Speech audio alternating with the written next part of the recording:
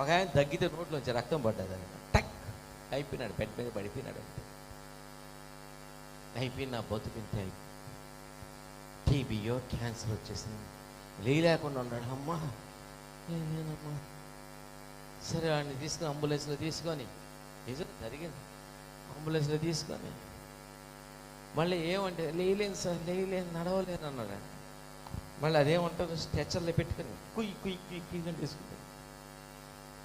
Doctor అన్ని టెస్టులు చేసి అన్నాడంటే, ఒరే నాయన నీకు నోటు పూత పూసి అందుకని నీకు బ్లడ్ పడ్డదిరా, నీకు టీబీ లేదు, క్యాన్సర్ లేదు, ఏమీ లేదంటే, అవునా సరే అని లేచి వెళ్ళిపోతున్నాడంట. స్ట్రెచర్ వేసి లేచి, అవునా అయితే ఇంకెళ్ళిపోదాం రండి అని చెప్పి లేచి, అప్పుడు యాడ్ నుంచి వచ్చింది బలమిడికి.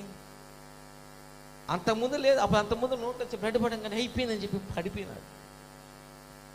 డాక్టర్ ఎప్పుడైతే నీకేం లేదు బాగుందంటానే అంటే సంఖ్యలు ఏడున్నాయి,